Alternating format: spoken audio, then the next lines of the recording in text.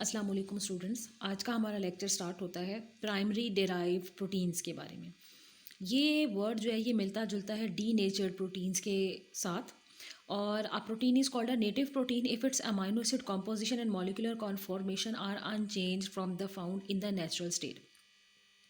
Protein कुदरती हालत में ऐसे पाई जाती है जहाँ पीएच वगैरह ज़्यादा कम या ज़्यादा हाई नहीं होते और ऐसे आयनिक चेंजेस वगैरह उसमें नहीं आते और उसका अपनी जो साख्त और स्ट्रक्चर होता है वो चेंज नहीं होता। अगर हमें नेचुरल हालत से हटकर किसी और जो जगह है जैसे कि सेल्स के अंदर एनवायरनमेंट में इस तरह से अमाइनो एसिड्स जो है उनकी कॉन्फर्मेशन चेंज हुए बगैर प्रोटीन मिले कि उसकी अपनी असल साख्त बिल्कुल ठीक रहे, उसमें किसी किस्म के चेंजेस ना आए, जैसी ओरिजिनल प्रोटीन कुदरती तौर पर पाई जाती है वैसी ही हो, तो उसको हम नेटिव प्रोटीन कहते हैं। क्योंकि सेल्स के अंदर बहुत सारे मेटाबॉलिक प्रोसेसेस होते रहते हैं, हाइड्रोजन आइंस भी होते हैं, हाइड्रोक्सिल आइंस भी होते हैं और भी बहुत सारे आइंस होते हैं। तो ये सब प्रोटीन के जो स्ट्रक्चर है उसके ऊपर एक्ट अपॉन कर सकते हैं।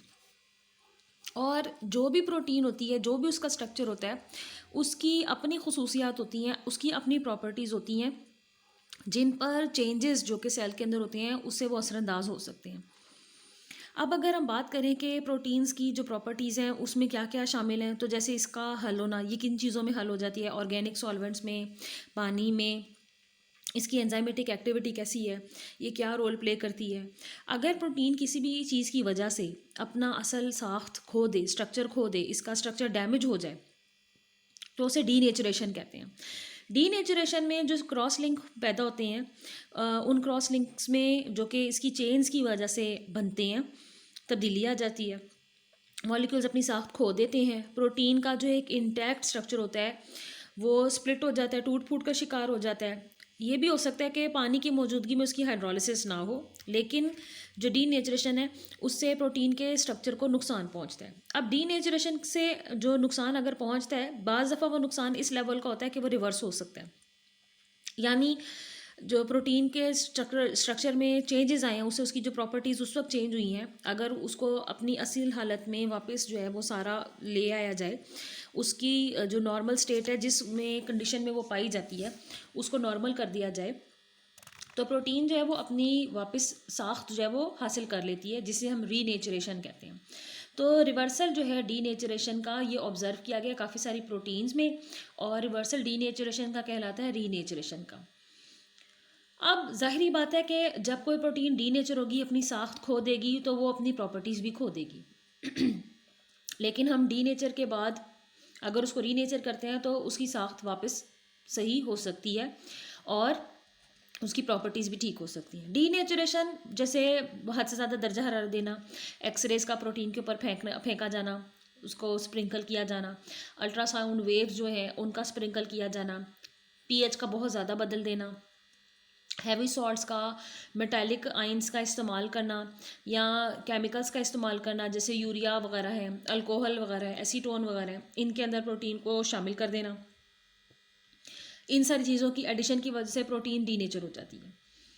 One example of protein showing denaturation is followed by renaturation is ribonucleases. Ribonucleases enzymes की एक किस्म है, बड़े ही इंपॉर्टेंट एंजाइम है, और ये एंजाइम जो हैं डीनेचर हो जाते हैं लेकिन ये दोबारा अपनी साख्त में वापस आ जाते हैं, जिसे हम रीनेचरेशन भी कहते हैं। This enzymatic protein is single polypeptide which contains 4 disulphide bond. ये जो एंजाइमेटिक प्रोटीन है ये एक पॉलीपेप्टाइड चेन पर मुश्तमिल है और इसमें 4 डाइसल्फाइड बॉन्ड होते हैं, जिसमें दो सल्फर एटम जो है वो काम करते हैं। अगर हम बीटा अमर कैप्टोथिनॉल की बात करें और इसका एक ऐसा सोल्यूशन बना दें जो है वो हम उसमें ऐड कर दें in one presence of urea और ग्वेनोडीन, अगर उसमें यूरिया भी मौजूद हो, ग्वेनोडीन भी मौजूद हो, तो जो सल्फ़र बॉन्ड है वो रिड्यूस्ड हो जाता है, इसमें से एक सल्फ़र निकल जाता है, उसके साथ हाइड्रोजन आके लग जाती है, और एक रैंडम एक खुद ब खुद होने वाले प्रोसेस के नतीजे में जो एंजाइम है वो उसके स्ट्रक्चर में चेंज आने की वजह से इस एंजाइम की जो एक्टिविटी है बायोलॉजिकल एक्टिविटी वो ख़त्म हो जाती है। अगर यूरिया, ग्वेनोडीन को और ये जो बीटा बर कैप्टोथिनॉल है इसको रिमूव कर दिया जाए और सोल्यूशन को एक्सपोज कर दिया जाए एयर की तरफ, तो जो राइबोन्यूक्लियस है वो क्या करेगा, वो अपने डाइसल्फाइड बॉन्ड को दोबारा हासिल कर लेगा, हाइड्रोजन को निकाल फेंकेगा, और उसके नतीजे में रीनेचुरेशन की तरफ चला जाएगा। सो ये जो प्राइमरी चेंज था डीनेचुरेशन, ये हमने देखा कि प्रोटीन के स्ट्रक्चर को चेंज कर देता है, उसकी साख्त को ख़राब कर देता है, उसके जो क्रॉस लिंक्स बने होते हैं पॉलीपेप्टाइड चेन्स के लिंक करने से उनको भी डैमेज कर देता है। और ये ज़रूरी नहीं है कि पानी की मौजूदगी में हो, समटाइम्स ये पानी की मौजूदगी में भी होता है। जैसे यहाँ पर लिखा हुआ है कि थोड़ी सी मिकदार में पार्शियल हाइड्रोलिसिस होती है। पार्शियल हाइड्रोलिसिस का मतलब है कि पानी की मौजूदगी में इसकी ब्रेकडाउन शुरू हो जाती है। Because of the reduced solubility pH, the native proteins can flocculate और precipitate। बाज़ दफ़ा ये भी होता है कि जब मखसूस सॉल्यूशंस जो कि डैमेजिंग सॉल्यूशंस होते हैं उनमें आप प्रोटीन को हल करते हैं तो प्रोटीन जो है वो कोएगुलेट हो जाती हैं और वो पानी में मौजूद मौलिक ज़रात की तरह नज़र आना शुरू हो जाती है, जिसे फ्लॉक्यूलेट कहना कहते हैं। या वो जो कंटेनर है उसके नीचे आपको जो है वो मिनरल्स की फॉर्म में, जैसे मिनरल्स इकट्ठे हुए होते हैं किसी भी सोल्यूशन को जब हम तैयार करते हैं तो नीचे इकट्ठे हो जाते हैं मिनरल्स तो उसे प्रेसिपिटेशन कहते हैं। तो उस शक्ल में जो है प्रोटीन फ्लॉक्यूलेट होकर तो इकट्ठी हो जाती है। The flocculation can be reversed and denature protein resolubilized by adding dilute acids और अल्कलीज। अगर हम डाइल्यूट एसिड्स के या अल्कलीज के सॉल्यूशंस ऐड करें तो जो डीनेचर प्रोटीन है वो वापस अपनी असल हालत में भी आ जाती है। लेकिन प्रोटीन्स का इस तरह से सस्पेंड होकर सॉल्यूशन के अंदर ज़रात की शक्ल में पाया जाना, इसमें पीएच का भी बड़ा अहम रोल है। और आइसो इलेक्ट्रिक पॉइंट भी इम्पॉर्टेंट है कि जो इलेक्ट्रिकल आइंस बने हैं उनकी क्या कैफियत है और वो किस तरह से डिस्पर्स हुए हैं जिसकी वजह से प्रोटीन का चेंज जो है वो आ गया। क्योंकि जिस तरह से पीएच चेंज करते हैं, जिस तरह से हम एटम्स आइंस को किसी सॉल्यूशन में प्रोटीन के साथ ऐड करते हैं तो बहुत सारे एटम्स ऐसे होते हैं जो इलेक्ट्रॉन दे सकते हैं, जो इलेक्ट्रॉन ले सकते हैं, यानी कि जो रिएक्ट कर सकते हैं। तो प्राइमरी जो प्रोटीन्स हैं जिनकी हम बात कर रहे हैं कि ये डेराइव प्रोटीन्स हैं। डीनेचुरेशन अगर डाइटरी प्रोटीन्स को देखा जाए तो कुकिंग में यूज़फुल साबित होती है because denature proteins are more easily digestible. जैसे जब हम अंडे को कुक करना शुरू करते हैं तो आपने देखा होगा कि उसके साइड के किनारे जो है वो ब्राउन हो रहे होते हैं, वो डीनेचर वहाँ पर प्रोटीन जो है वो हो रही होती है। लेकिन हमें उसमें फ़ायदा ये है कि जो डीनेचर प्रोटीन होती है वो खाने के काबिल अच्छी हो जाती है। जैसे हम गोश्त को भी कुक करते हैं तो आप देखते हैं कि उसमें भी उसका रंग, टेक्सचर, स्मेल सब बदल जाता है जब हम उसे कुक करते हैं और खाने के काबिल हो जाता है। अब बात करते हैं सॉल्युबल सेकेंडरी डिराइव प्रोटीन्स की। ये जो सब्सटेंसेस हैं ये इंटरमीडिएट सब्सटेंसेस हैं, हाइड्रोलिसिस करने पर जो है ये प्रोटीन मॉलिक्यूल्स पैदा करते हैं और इनमें अमाइनो एसिड्स जो हैं वो मुख्तलिफ तादाद में मौजूद हैं। इनको रफली ग्रुप किया गया है छोटे छोटे ग्रुप्स में, proteases, peptones, peptides, according to their molecular size के कितने बड़े हैं या कितने छोटे हैं। अगर हम बात करें प्रोटीएजेस की तो ये सॉल्युबल है पानी में, ये कोएगुलेट नहीं होती अगर इसको गर्म किया जाए, प्रेसिपिटेट नहीं बनाती सॉल्यूशन में। उसके अलावा ये सेचुरेशन दिखाती हैं अगर अमोनियम सल्फेट के सॉल्यूशन में इनको हल किया जाए। इनका मॉलिक्यूलर वेट बाकी की प्रोटीन से ज़्यादा है, इसलिए प्राइमरी प्रोटीएजेस कहते हैं। और जिनका मॉलिक्यूलर वेट थोड़ा कम है उनको सेकेंडरी प्रोटीएजेस कहते हैं। पेप्टॉन्स की बात कर लेते हैं।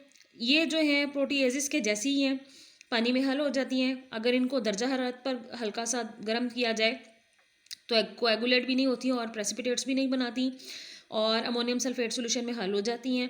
इसके अलावा जो फॉस्फोटॉक्सिक एसिड है उसके अंदर ये प्रेसिपिटेट्स बनाती हैं।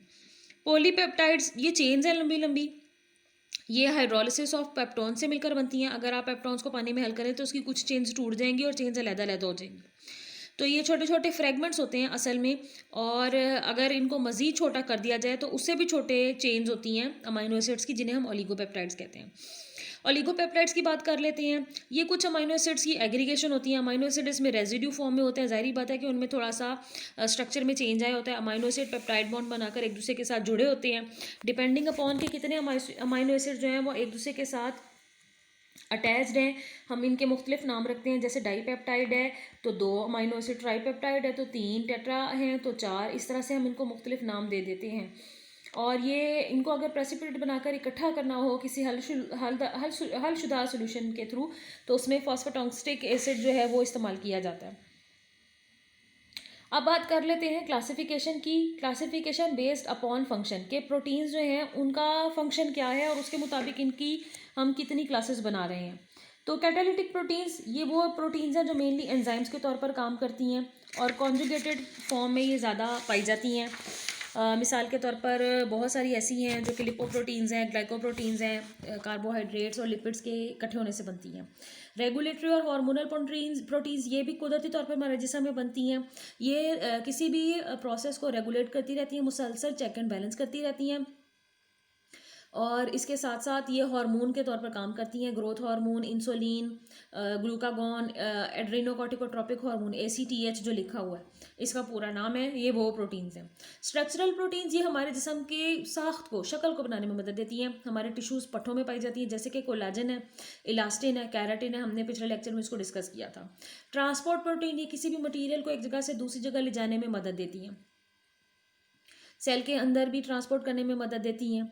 तो बहुत सारी ऐसी प्रोटीन्स हैं, जैसे कि ट्रांसफरिन है, और बहुत सारी ऐसी प्रोटीन्स हैं जो कि आयरन कंटेनिंग भी हैं, तो इसकी वो मिसालें। इम्यून प्रोटीन्स ये हमारे इम्यून सिस्टम क़ुव्वत मुदाफ़त के निज़ाम के साथ अटैच्ड है, और ये क़ुव्वत मुदाफ़त के निज़ाम में हमारे जो जर्म्स हैं, जो फॉरेन बॉडी पार्टिकल्स हैं, हमारे जिस्म में दाखिल होकर हमें डिस्टर्ब करती हैं, उनके खिलाफ लड़ती है। मिसाल के तौर पर गैमा ग्लोब्यूलिन है, इम्यूनोग्लोब्यूलिन्स हैं, ये एंटीबॉडीज़ जो है उनके बारे में बात हो रही है, ये उनको बनाती हैं।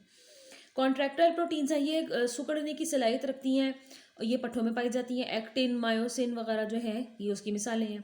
जेनेटिक प्रोटीन्स ये वो प्रोटीन्स हैं जो जिनको जीन्स बना रहे हैं डायरेक्टली हमारे जिस्म में, और ये न्यूक्लिक एसिड के साथ एसोसिएटेड हैं। तो ये जो है हिस्टोन प्रोटीन्स हैं जो कि क्रोमेटिन नेटवर्क को बनाने में मददगार साबित होती है, DNA को इकट्ठा करके रखने में साबित होती हैं, मददगार साबित होती हैं।